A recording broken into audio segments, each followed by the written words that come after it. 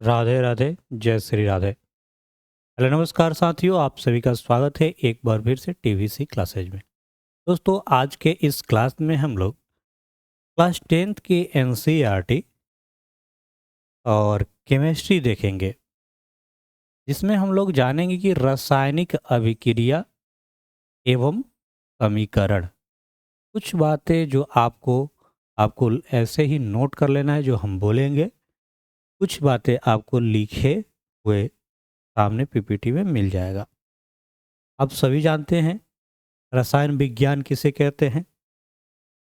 अगर first definition यही पूछा जाए कि रसायन या केमिस्ट्री स्टार्ट हो रहा है तो रसायन विज्ञान क्या है, आप लिख सकते हैं कि रसायन शास्त्र विज्ञान की वह शाखा है जिसके अंतर्गत पदार्थों के संगठन, संरचना, गुणों और रासायनिक अभिक्रिया के दौरान इनमें हुए परिवर्तन का अध्ययन किया जाता है। इसका शाब्दिक अर्थ है कि रस प्लस आयन, है ना, जिसके अर्थ होता है रस यानी द्रवों का अध्ययन। रसायन विज्ञान के जनक आप जानते हैं कौन है? एंटोनी लेवोजियर। तो ये कुछ बात थे, हमको यहाँ पे पढ़ना क्या है? रासायनिक अभिक्रिया। ध्यान देंगे, किसी भी पदार्थ में जब परिवर्तन होता है तो यह दो प्रकार का परिवर्तन होता है। पहला परिवर्तन भौतिक परिवर्तन, जिसमें पदार्थ के परिवर्तन के पश्चात पदार्थ को वापस उसी अवस्था में लाया जा सकता है। भौतिक परिवर्तन क्लास 6 से स्टार्ट कर दिया गया है, पढ़े हम लोग। जैसे बर्फ का पिघलना, ये क्या होता है? भौतिक परिवर्तन। अगर बर्फ पिघलेगा पानी बन जाएगा, पानी से फिर हम बर्फ बना सकते हैं। तो वही होता है भौतिक परिवर्तन, जो पहले वाले रूप में आ जाए। तथा दूसरा रासायनिक परिवर्तन, जिसमें पदार्थ को रासायनिक गुणों में परिवर्तन किया जाता है। इसमें पदार्थ वापस उसी अवस्था में प्राप्त नहीं किया जा सकता। जैसे दूध का दही बनना, अगर आप दूध से दही बना लीजिएगा तो क्या वो पुनः उस अवस्था में आएगा? नहीं। भोजन का पचना, है भोजन का पकना, मैग्नीशियम ऑक्साइड का निर्माण, ये सारा क्या हो जाएगा? आपका उदाहरण हो जाएगा, है ना, रासायनिक अभिक्रिया में। वो भी कौन सा रही? ये हो जाएगा रासायनिक परिवर्तन। ठीक है, ये बात समझ में आ गया? भौतिक परिवर्तन और रासायनिक परिवर्तन क्या है? देखिए, रासायनिक अभिक्रिया में एक या अधिक पदार्थ आपस में अंतर क्रिया यानी इंटरेक्शन करके परिवर्तित होते हैं और एक या अधिक भिन्न रासायनिक गुण वाले पदार्थ बनाते हैं। इसी रासायनिक अभिक्रिया में भाग लेने वाले पदार्थ को अभिकारक यानी रिएक्टेंट्स कहते हैं। और अभिक्रिया के फलस्वरूप जो उत्पादन होता है, पदार्थों का उत्पाद होता है, उसे प्रोडक्ट्स कहते हैं। ये बात आप ध्यान रखेंगे और भी इसे आगे बढ़ते हैं, कुछ समझते हैं। यहाँ पे देखिए क्या है, H2 है, ठीक है, और यहाँ है O। तो ये बना क्या है? 2H2O, है ना। यहाँ पर टो लगा के संतुलित कर लेंगे। तो ये जो है, इसे क्या कहते हैं और इसे क्या कहते हैं और इसे क्या कहते हैं, यही आपको ध्यान रखना है। ये देखिए, यहाँ पे जो 2H2 है और O2 है, ये दोनों मिलकर ये बनाते हैं, इसे कहेंगे उत्पाद, ना, प्रोडक्ट। ये दोनों मिल रहे हैं, ठीक है। यही यहाँ पे लिखा गया है, किसी रासायनिक अभिक्रिया से भाग लेने वाले पदार्थों को अभिकारक कहते हैं। ये दोनों क्या है? अभिकारक है। ये दोनों क्या हो जाएंगे? अभिकारक, इंग्लिश में रिएक्टेंट। ठीक, ये हो जाएगा प्रोडक्ट। यहाँ क्या है? हाइड्रोजन और ऑक्सीजन का एक रासायनिक अभिक्रिया में भाग लेकर एक नए गुणधर्म वाले पदार्थ का निर्माण करके जो जल H2 है। हाइड्रोजन का गुण कुछ अलग होता है, हाँ? ऑक्सीजन का गुण अलग होता है, और जल जो मिल के बन रहा है H2 इसका गुण अलग होता है। वही करके दो अलग अलग गुणधर्म वाले मिलके एक नए गुणधर्म वाले पदार्थ बना रहे हैं, जैसे H2O। दूसरे शब्दों में हम कह सकते हैं कि रासायनिक परिवर्तन को रासायनिक अभिक्रिया भी कहते हैं। हमारे आसपास ऐसी बहुत सी परिवर्तन होती रहती है। रासायनिक परिवर्तन ऐसा परिवर्तन जो किसी पदार्थ के रासायनिक गुणों में परिवर्तन करता है। इस प्रकार के परिवर्तन में पदार्थ को वापस उसी अवस्था में प्राप्त नहीं किया जा सकता, रासायनिक परिवर्तन कहलाता है। एकदम इजी है, कोई बड़ी बात नहीं है, इसे आप पहले भी पढ़े हैं। रासायनिक परिवर्तन वो परिवर्तन है जो पुनः उस अवस्था में ना आए, उस रूप में नहीं आए। रासायनिक परिवर्तन के गुण, रासायनिक परिवर्तन के निम्न गुण होते हैं। इस प्रकार के परिवर्तन में सामान्यतः पदार्थ के रासायनिक गुणों में परिवर्तन होता है।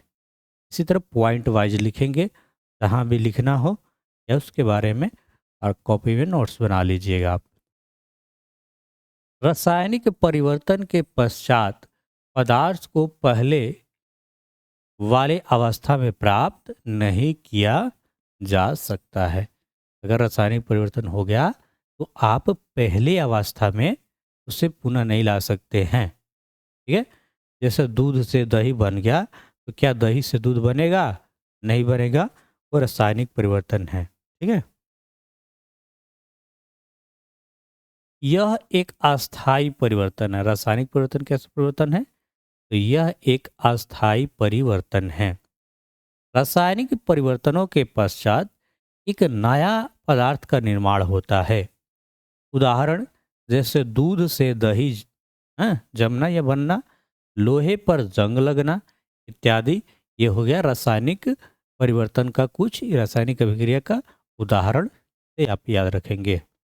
वायु के संपर्क में आने से जंग लगना, अंगूर के रस का किण्वन, भोजन का पकना या पचना, हमारे शरीर में भोजन का पचना, हम श्वसन करते हैं, ये भी एक रासायनिक परिवर्तन है।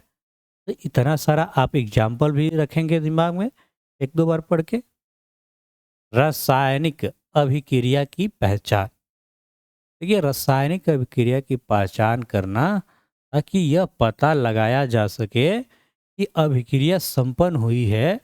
जब कोई अभिक्रिया संपन्न होती है तो उसे निम्न चिन्हों से पहचाना जाता है। वो कौन कौन से चिन्ह हैं? वो निम्न चिन्ह हैं, ध्यान देंगे, जैसे पदार्थों की अवस्था में परिवर्तन, रंगों में परिवर्तन, गैस का निष्कासन और ताप में परिवर्तन। ये रहा रासायनिक अभिक्रिया की पहचान। ठीक है दोस्त, चलिए स्क्रीनशॉट ले लीजिएगा। चलिए आगे बढ़ते हैं। रासायनिक समीकरण, इस चैप्टर का नाम है था रासायनिक अभिक्रिया एवं समीकरण। तो समीकरण देखते हैं। जब एक मैग्नीशियम रिबन को वायु में जलाया जाता है तो यह मैग्नीशियम ऑक्साइड में परिवर्तित हो जाता है। यह एक रासायनिक अभिक्रिया के लिए कथन है, परंतु इसे निम्न तरीके से लिखा जा सकता है। जैसे मैग्नीशियम प्लस ऑक्सीजन क्या बनेगा? Magnesium oxide. तो मैग्नीशियम और ये ऑक्सीजन है, इसे कहेंगे अभिकारक। क्या बोलेंगे? अभिकारक।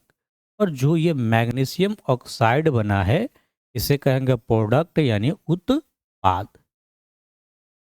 नोट इस प्रकार इस हे राधे, नोट इस प्रकार समीकरणों की लिखना शब्द समीकरण कहलाता है।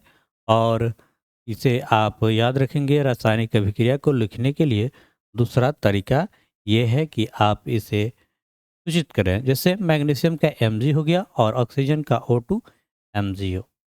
रासायनिक समीकरण को लिखने का संकेतित तरीका है। किसी रासायनिक अभिक्रिया के समीकरणों के दो भाग होते हैं। पहला तो अभिकारक है जी। अभिकारक, अभिकारक क्या होते हैं? तो वे पदार्थ जो किसी अभिक्रिया में भाग लेते हैं अभिकारक होते हैं। जैसे यहाँ पे आपको एग्जाम्पल लिखना हो तो ये था MgO2 MgO जो बना था ये, लेकिन ऑक्सीजन यहाँ पे 2 है, यहाँ पे ये है, तो यहाँ पे संतुलित कर लेंगे, यहाँ पे भी 2 यहाँ पे भी 2 तब होगा। ठीक है, चलिए वो आगे सीखेंगे हम लोग संतुलित करने। फिर भी यहाँ पे हमको क्या देखना है, अभिकारक। तो ये जो होगा वो क्या होगा, अभिकारक। वे पदार्थ जो किसी अभिक्रिया में भाग लेते हैं अभिकारक कहलाते हैं। जैसे ऊपर के समीकरण में मैग्नीशियम एवं ऑक्सीजन अभिक्रिया में भाग लेते हैं, ये मैग्नीशियम और ऑक्सीजन, इसलिए दोनों क्या हुए, अभिकारक। एकदम इजी है, कोई बड़ी बात नहीं है। आप क्लास 10th में हैं, शुरुआत कर रहे हैं, धीरे धीरे देखेंगे। नेक्स्ट है उत्पाद, है ना। उत्पाद किसी अभिक्रिया के दौरान नए बनने वाले पदार्थ को क्या बोलते हैं, उत्पाद बोलते हैं। जैसे MgO उत्पाद है जो कि मैग्नीशियम और ऑक्सीजन के भाग लेने से नया पदार्थ बना है। ठीक है, यहाँ पे ढेरों सारी सब्जियां दिख रही हैं आपको, ये मिक्स करके, हाँ, सलाद है, क्या क्या दिख रहा है आपको, अंगूर है, हाँ, इस सबको मिक्स करके एक नया चीज बनाया जा सकता है, जिसे कहते हैं हम लोग वेजिटेबल, सब्जी। रासायनिक समीकरणों का लिखना, रासायनिक समीकरण को कैसे लिखते हैं। तो रासायनिक समीकरण एक रासायनिक अभिक्रिया को प्रदर्शित करता है, इसलिए रासायनिक समीकरण में तीर के निशान के बाईं ओर अभिकारक को लिखा जाता है। ये हुआ बाएं, ये तीर का निशान देख रहे हैं, ये हुआ बाएं, और ये क्या हुआ, दाएं। ठीक है? दाहिना जो राइट हाथ होता है वो दायां होता है, लेफ्ट वाला बायां होता है। तीर के निशान की बाईं ओर अभिकारक को लिखा जाता है और उनके बीच में प्लस का चिन्ह लगाया जाता है। इस प्रकार तीर के दाईं ओर उत्पादों को लिखा जाता है और उनके बीच प्लस का चिन्ह लगाया जाता है। इसको समझिए, देखिए, जैसे लिखा है Zn प्लस H2SO4, यहाँ पे तीर का चिन्ह है, और ये है ZnS4 प्लस H2, ये है इधर अभिकारक है, ये क्या है, उत्पाद। इसको कैसे लिखेंगे, अभिकारकों के बीच प्लस चिन्ह, ये बाईं ओर, और उत्पाद दाईं ओर, ये भी प्लस चिन्ह के साथ। आगे बढ़ा जाए। कंकाली समी रासायनिक समीकरण, कंकाली मतलब ऐसे ही कंकाल जैसा है, इसमें संतुलित नहीं है, असंतुलित है। देखिए Mg प्लस O2 MgO, ये कंकाली समीकरण हुआ, क्योंकि यहाँ पे देखिए संतुलित नहीं है। यहाँ पे ऑक्सीजन 2 दिख रहा है, यहाँ पे 2 नहीं दिख रहा है, ऐसे क्या है, ये कंकाली समीकरण। इस समीकरण को निरीक्षण कीजिए एवं तीर के बाईं ओर और दाईं ओर परमाणुओं की संख्या को गिनिए। गिनिए यहाँ परमाणुओं की संख्या। प्रत्येक तत्व के दोनों ओर के अणुओं की संख्या समान नहीं है। ऑक्सीजन के परमाणुओं की संख्या थोड़ी असंतुलित है। बाईं ओर ऑक्सीजन के 2 अणु है, जबकि दाईं ओर सिर्फ क्या है, 1 अणु है। यहाँ पे दिख रहा है आपको, यहाँ पे 2 अणु है, लेकिन यहाँ पे क्या है, केवल 1 है। इस प्रकार असंतुलित रासायनिक समीकरण को कंकाली समीकरण कहते हैं ना। पूछा जाए कंकाली समीकरण किसे कहते हैं, तो जो असंतुलित समीकरण है उसे ही कहते हैं कंकाली समीकरण। याद रहेगा। एक कंकाली रासायनिक समीकरण को संतुलित करना, द्रव्यमान संरक्षण के नियम को संतुष्ट करने के लिए रासायनिक समीकरण को संतुलित किया जाता है। तीर के बाईं ओर तथा दाईं ओर के तत्वों के परमाणुओं की संख्या समान किया जाता है, जिससे दोनों ओर के तत्वों के परमाणुओं की संख्या समान हो। और ये क्यों किया जाता है, द्रव्यमान संरक्षण के नियम को संतुष्ट करने के लिए संतुलित किया जाता है। रासायनिक अभिक्रियाओं के प्रकार, देखिए रासायनिक अभिक्रियाओं में अणुओं के बीच बंध बनाने और टूटने से नए पदार्थ का निर्माण है। जैसे जल के अणुओं को टूटने से ऑक्सीजन तथा हाइड्रोजन उत्पादन होते हैं, जबकि कार्बन तथा ऑक्सीजन के बीच बंध बनने से कार्बन डाइऑक्साइड प्राप्त होता है। रासायनिक अभिक्रिया निम्न प्रकार की होती है: संयोजन अभिक्रिया, वियोजन अभिक्रिया, विस्थापन, द्विविस्थापन और उपचयन एवं अपचयन। तो एक एक करके इनके बारे में भी हम लोग पढ़ेंगे। अच्छा, क्लास में थोड़ा ऑफलाइन में ये बातें और ज़्यादा लिखवाई जाती है ना, क्योंकि ये तो मान लो पीपीटी जैसा बना दिया है उसको पढ़ा देते हैं, है ना। संयोजन अभिक्रिया वह अभिक्रिया जिसमें दो या दो से अधिक अभिकारकों से एक एकल उत्पाद का निर्माण होता है, तो ऐसी अभिक्रिया को संयोजन अभिक्रिया कहते हैं। ठीक, क्या बात है। देखिए, जब दो जैसे ए और बी मिलके ए बी बना रहा है, वही है कि वह अभिक्रिया जिसमें दो या दो से अधिक अभिकारक से एकल उत्पाद बनेगा, जो एक हो निर्माण होता है, तो ऐसी अभिक्रिया को संयोजन अभिक्रिया कहते हैं। और इस अभिक्रिया के लिए सामान्य सूत्र ए प्लस बी क्या बनेगा, ए बी। ठीक है साथियों, कोई दिक्कत नहीं होनी चाहिए। सी ए ओ ये सॉलिड है, एस टू ओ लिक्विड, और सी ए ओ एच के होल ट्वाइस ये इक्वल। तो ये जो है कैल्शियम ऑक्साइड और जल कैल्शियम हाइड्रोक्साइड क्या बन रहा है, बुझा हुआ चूना। ठीक है,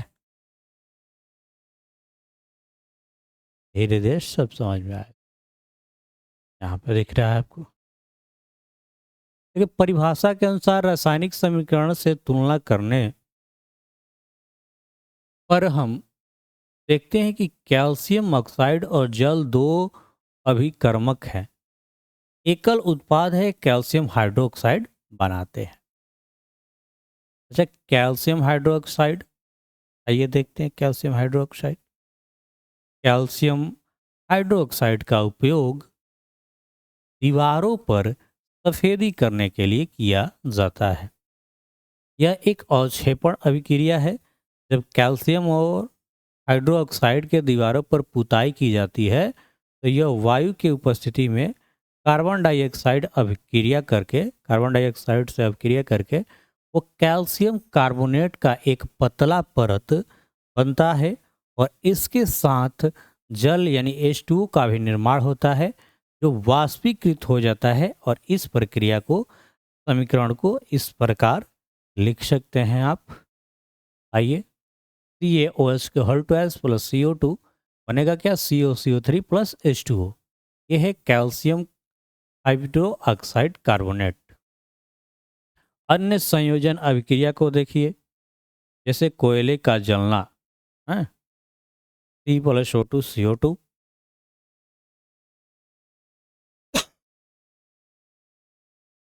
जल का बनना H2 plus O H2O, sulphur dioxide का बनना सल्फर S+O2 SO2, जंग का लगना फेरस ऑक्साइड का बनना S+O2 SO2। ये वाला एग्जाम्पल गलत है। हाँ। उष्मा के आधार पर रासायनिक अभिक्रिया के प्रकार। उष्माक्षेपी अभिक्रिया एकदम इजी है। उष्माक्षेपी मतलब वो क्या करेगा, उष्मा को निष्कासित करेगा।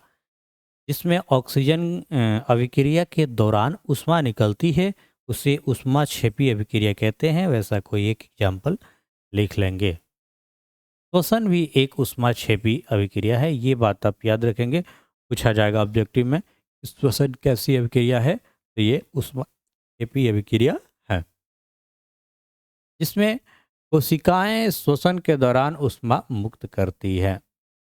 साग सब्जियों या सड़े गले घास फूस पेड़ के पत्तों विघटन होकर कंपोस्ट बनना।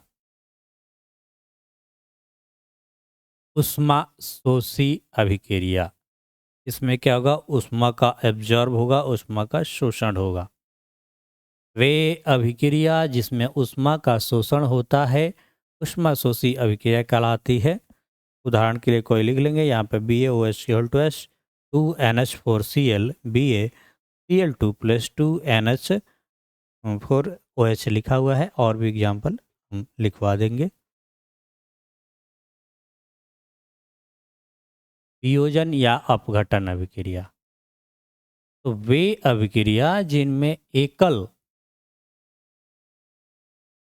अभिकारक वियोजित या विघटित होकर दो या अधिक उत्पादों का निर्माण करता है विघटन अभिक्रियाएं कहलाती हैं। विघटन अभिक्रिया तीन प्रकार की होती है। ऊष्मीय वियोजन, इसमें क्या होगा, वियोजन की क्रिया ऊष्मा के द्वारा, उदाहरण FeSO4, इस पर जब हीट दिया जाएगा तो बनेगा Fe2O3SO2 प्लस SO3, ये CO3, ये भी देखिए CO प्लस CO2 में दो में तोड़ रहा है, ये है ऊष्मीय वियोजन। विद्युत वियोजन, तो इसमें ऊष्मा विद्युत के रूप में प्रदान की जाती है, उदाहरण 2H2O H2O प्लस O2, यहाँ पे विद्युत है, ठीक है। प्रकाशीय वियोजन, जब वियोजन की क्रिया के लिए ऊष्मा प्रकाश के द्वारा प्रदान किया जाता है, ठीक है, तो क्या होगा, प्रकाशीय वियोजन। उदाहरण AgCa सूर्य के प्रकाश 2Ag प्लस Cl2, SgBr प्रकाश सूर्य का 2Ag प्लस Br2। विस्थापन अभिक्रिया, विस्थापन में क्या होता है कि ऐसी अभिक्रिया जिसमें अधिक अभिक्रियाशील पदार्थ कम अभिक्रियाशील पदार्थ को उसके यौगिक से अलग कर देता है, विस्थापन कहलाती है, ठीक है। कोई जो भी कम अभिक्रियाशील होगा और जो अधिक अभिक्रियाशील होगा, तो अधिक अभिक्रियाशील कम अभिक्रियाशील को विस्थापित कर देगा, ठीक है। इसी को कहते हैं वियोजन अभिक्रिया। उदाहरण FeCuSO4, देखिए क्या हो रहा है, Fe जब मिलेगा CuSO4 से, तो Fe ने Cu को विस्थापित करके FeSO4 बनाया और Cu अलग हो गया। ये फेरस सल्फेट का है, ये है कॉपर सल्फेट। यहाँ पर क्या हो रहा है, लोहा कॉपर से अधिक अभिक्रियाशील पदार्थ है। लोहा जो है वो कॉपर से अधिक अभिक्रियाशील पदार्थ है, जो अपने से कम अभिक्रियाशील कॉपर को उसके यौगिक कॉपर सल्फेट से अलग कर देता है, और इस अभिक्रिया में कॉपर सल्फेट का रंग नीला होता है, परंतु जैसे ही लोहे के कील विलयन में डालते हैं तो कॉपर के विस्थापन के कारण विलयन का रंग नीला से भूरा हो जाता है, जैसा कि यहाँ पे आप देखें, ठीक है। उदाहरण Zn प्लस CuSO4, यहाँ पे देखिए ZnSO4 बन रहा है, उसके बाद Cu कॉपर सल्फेट, यहाँ पर है zinc sulphate, Pb plus Cl2, यहाँ पर है PbCl2, अदर Cu निकल Cu को क्या कर रहा है, विस्थापित कर दे रहा है। उदाहरण दूध 3 में जिंक और लेड दोनों तत्वों को कॉपर को क्या किया है, कॉपर अभिक्रिया में उसके यौगिक को विस्थापित कर देता है। ऐसा इसलिए क्योंकि कॉपर जिंक तथा लेड दोनों से कम अभिक्रियाशील है। यहाँ पे यही बात याद रखें, कौन ज़्यादा अभिक्रियाशील है कौन कम, उसका भी मिलेगा आपको। द्विविस्थापन अभिक्रिया, ऐसी अभिक्रिया जिसमें अभिकर्मकों के बीच आयनों का आदान प्रदान होता है, उसके द्विविस्थापन अभिक्रिया कहलाता है। द्विविस्थापन अभिक्रिया के लिए सामान्य सूत्र देखिए AP प्लस CD, ये क्या हो गया AD और CB। यहाँ पर ढेरों सारे एग्जाम्पल हैं, इसे आप देख सकते हैं, यह है द्विविस्थापन अभिक्रिया। नेक्स्ट है कि अपचयन एवं उपचयन, उपचयन एवं अपचयन अभिक्रिया। तो सबसे पहले उपचयन जानिए, किसी पदार्थ में ऑक्सीजन की वृद्धि अथवा हाइड्रोजन का हानि होता है अथवा दोनों हो तो इसे उपचयन कहते हैं, ठीक है। आप इसे इजी वे में क्या याद रखेंगे कि किसी पदार्थ में ऑक्सीजन की वृद्धि अथवा हाइड्रोजन का ह्रास होता है अथवा दोनों होता है, इसे क्या कहते हैं? इसे अपचयन कहते हैं। उदाहरण, ऑक्सीजन में वृद्धि C+O2 CO2। कार्बन में ऑक्सीजन की वृद्धि होती है और यह कार्बन डाइऑक्साइड में उपचयित होता है। साथियों, फास्फोरस में ऑक्सीजन की वृद्धि होती है एवं यह फास्फोरस पेंटा ऑक्साइड में उपचयित होता है। यहाँ पे देखेंगे 2Cu+O2 ऑक्साइड क्या होता है? ऑक्सीडिसाइड। इसमें कॉपर में ऑक्सीजन की वृद्धि होती है और यहाँ कॉपर ऑक्साइड उपचयित है, हाइड्रोजन का ह्रास हो रहा है। उपचयन का उदाहरण और भी आप देख सकते हैं यहाँ पे H2S + Br2 2SBrS। Sulphur hydride से हाइड्रोजन का ह्रास और उपचयित होता है H2S + R2 2SiS। यहाँ भी सल्फर हाइड्राइड से हाइड्रोजन का ह्रास हो रहा है और उपचयित हो रहा है। CH4 + 2O2 CO2 + 2H2O। यह मीथेन से हाइड्रोजन का ह्रास होता है और यह एक उपचयित होता है। तो इस प्रकार से एक दो को एग्जाम्पल दिमाग में रखना होगा। अपचयन अभिक्रिया, किसी पदार्थ से हाइड्रोजन का वृद्धि अथवा ऑक्सीजन का ह्रास ना, जैसे उपचयन था उसका उल्टा। किसी पदार्थ में हाइड्रोजन की वृद्धि, किसकी वृद्धि?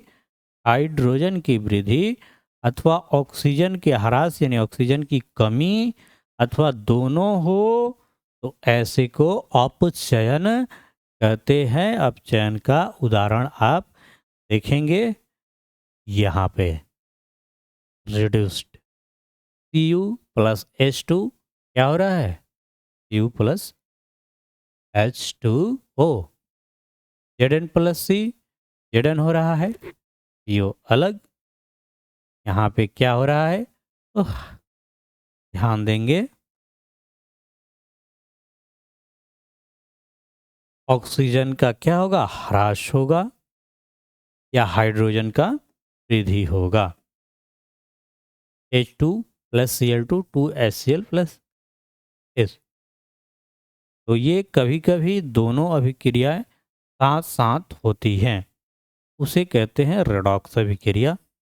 ऐसी अभिक्रिया जिसमें अभिक्रिया के दौरान एक अभिकारक उपचयित होता है जबकि दूसरा अपचयित होता है, ऐसे को क्या कहते हैं? रेडॉक्स अभिक्रिया कहते हैं।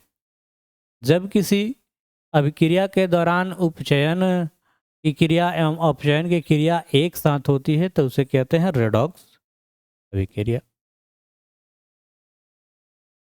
Zn+C Zn+CO। देखिए यहाँ पे क्या होता है? ऑक्सीडाइड, यहाँ उपचयन हो गया, यहाँ पे क्या हो गया? अपचयन हो गया।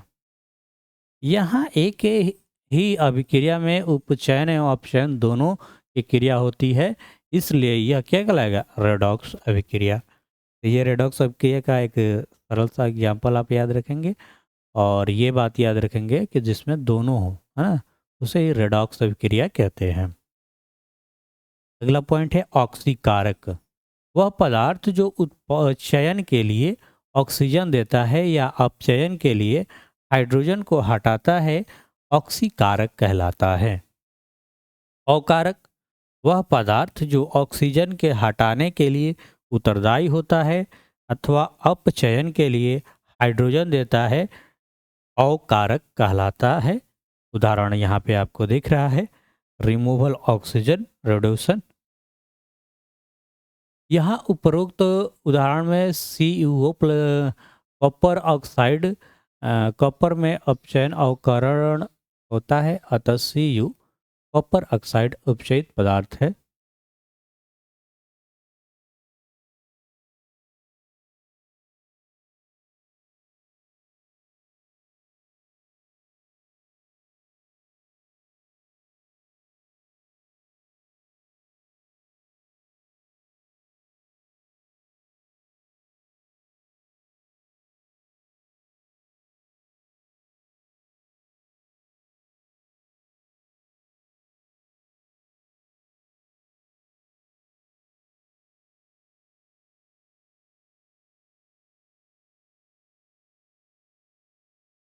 चलिए हम यहाँ पे एक एग्जांपल देख रहे थे, यहाँ पे जो दिया हुआ है कि Cu+H2+Cu ना, यहाँ पे क्या रिमूवल ऑफ ऑक्सीजन यानी रिड्यूसन, एडिशन ऑफ ऑक्सीजन यानी ऑक्सीडेशन। तो बातों को समझे कि यहाँ उपरोक्त उदाहरण में Cu यानी कॉपर ऑक्साइड, कॉपर में अपचयन अवकरण होता है, अतः CuO कॉपर ऑक्साइड अपचयित पदार्थ है। क्योंकि Cu कॉपर ऑक्साइड अपचयन के लिए ऑक्सीजन प्रदान करता है, जिससे हाइड्रोजन ऑक्सीकृत होता है, अतः कॉपर ऑक्साइड ऑक्सीकारक होता है। H2O यानी हाइड्रोजन H2O में ऑक्सीकृत होता है, अतः यह एक ऑक्सीजन के CuO यानी कॉपर ऑक्साइड से हटाने के लिए उत्तरदायी है। H2O यानी हाइड्रोजन एक अवकारक है। सारांश मतलब उसका शॉर्ट, उपचयित पदार्थ H2, अपचयित पदार्थ Cu, ऑक्सीकारक Cu, अवकारक H2। उपचयित जिससे ऑक्सीजन की वृद्धि होती है, अपचयित जिसमें ऑक्सीजन का ह्रास होता है, ऑक्सीकारक जो उपचयन के लिए ऑक्सीजन प्रदान करता है, अवकारक जो ऑक्सीजन के ह्रास के लिए उत्तरदायी है। तो इतना आज के लिए रहने देंगे कि और देखते हैं क्या क्या बचा है।